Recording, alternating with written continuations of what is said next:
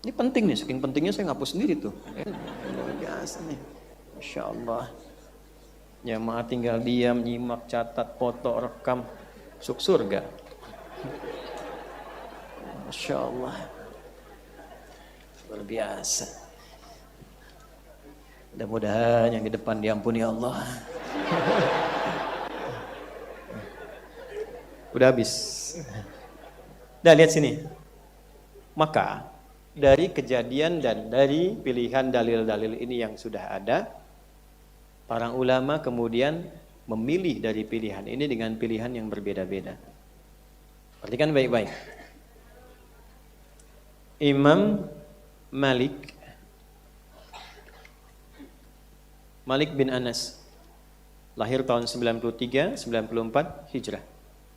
Beliau ini lahirnya di Madinah, tumbuh di Madinah, berkembang di Madinah, jadi mufti di Madinah, imam Madinah Darul Hijrah, dan meninggal di Madinah. Jadi imamnya Madinah, Malik bin Anas. Memilih mempraktekkan kunut, tapi mengambil riwayatnya yang sir. Ya, yang sir berarti sebelum ruku'. Nah, ini penting saya sampaikan. Jadi beliau berpendapat karena Nabi pernah mengajarkan kepada Al-Hasan dan ada hadis juga pernah mempraktekkan sampai beliau kemudian wafat dan dari Anas dan dikonfirmasi hadisnya sahih, maka beliau mengambil yang pernah dipraktekkan itu. Ya, dengan alasannya sederhana. Nabi mengajarkan kepada cucunya. Kemudian juga sahabat mengkonfirmasi Nabi pernah mempraktekkan. Dan tidak ada juga dari Nabi terkonfirmasi Nabi pernah melarang. Jadi artinya kalau sahabat pernah praktekkan, Ibnu Umar pernah kunut, Ibnu Abbas pernah kunut, dan tidak dilarang oleh Nabi SAW, artinya itu boleh dikerjakan. Dan Nabi pun mengajarkan isinya. Jelas sampai sini? Satu. Maka dipilih oleh beliau kunutnya itu ya dengan sifat mustahab atau fadilah. Sesuatu yang dianjurkan sebagai keutamaan. Dianjurkan. Dan tidak sampai pada derajat sunnah muakkadah. Mustahab saja, fadilah. Artinya kalau bukan sunnah muakkadah, tertinggalkan pun sholatnya tetap sah. Dan tidak perlu diganti dengan sujud sahwi. Nah itu dalam pendapat Imam Malik. Bukan pendapat biasa, pendapatnya pakai dalilnya yang ke atas tadi. Cuman pemahamannya, aku menyimpulkan dari sini karena tidak mendapatkan konsistensi dari semua, tapi pernah dikerjakan. Kalau dikerjakan kan artinya ada yang melakukan, ya kan? Dan dikonfirmasi oleh Nabi SAW dengan tidak melarang. Dan ketika dibacakan ada poin pahala kan di situ, ya kan? Cuman ketika dipraktekkan beliau memilih menggunakan sir dan sifatnya anjuran yang memiliki keutamaan. Dipraktekannya sebelum ruku dengan silent, sir.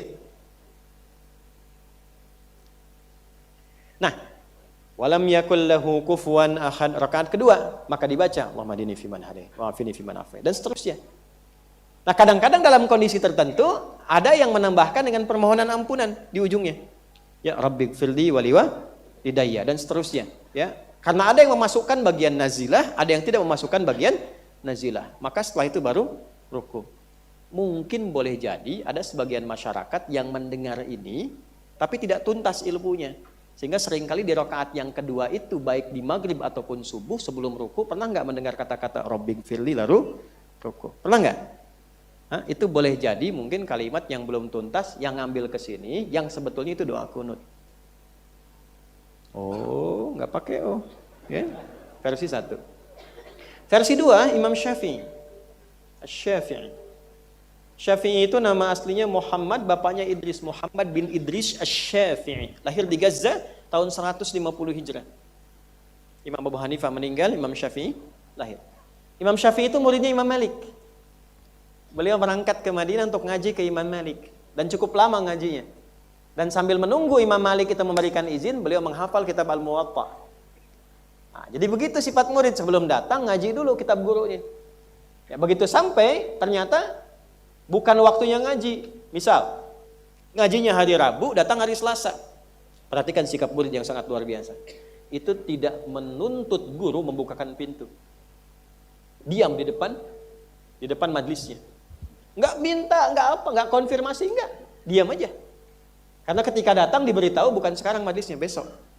Perhatikan, ini keberkahan ketika murid memuliakan guru dan memberikan kesempatan ke lapangan. Mungkin guru itu punya hajat yang lain dengan keluarganya, dengan macam-macam.